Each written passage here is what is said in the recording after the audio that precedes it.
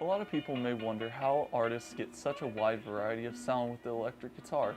While effects such as reverberation, distortion, and quantization certainly help diversify the ever-changing sound of the sixth string, lower tuned guitars are always the focal point of any modern hard rock or metal act.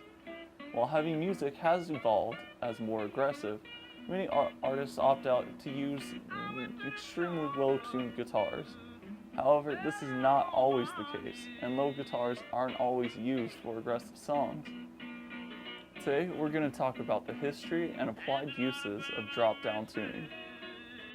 The first instance of a drop tuning variation didn't even happen on guitar. John Dolan experimented with various tunings on the lute in many of his early 1600s pieces. Robert Johnson, whose music you've been hearing in the background of this video, is credited with being the first modern guitarist to utilize open G, as well as drop tunings. Some say that he traded his soul to the devil for his guitar skill, but then again his listeners probably weren't used to the bass effects of drop tuning at the time. Drop tuning didn't enter into popular music until the release of Dear Prudence by John Lennon and the Beatles in 1968. Which is in the tuning of drop D, with the Rolling Stones playing in open G and Led Zeppelin using drop D in the year to follow. The Beatles were a catalyst for drop tuning to hit the main stage. In the late 80s, Victor Griffin, the guitarist for metal band Pentagram, discovered various drop B tunings when he doubled the gauge of the sixth string on his guitar to a bass guitar string.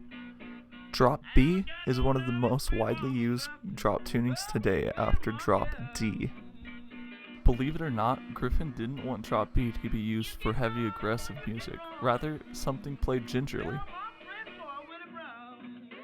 Frederick Thorndahl and his band Meshuggah were the first heavy band to coin the term djent in the early 90s when they experimented with tunings such as drop F and double drop T. Djent is a subgenre of metal centered on complex and low-tuned guitars. For the final portion of the video, I'm going to cover parts of various modern rock songs that are in the same tuning. Try to keep in mind what effects are added or changed between songs, as well as how different each one sounds despite being in the same tuning.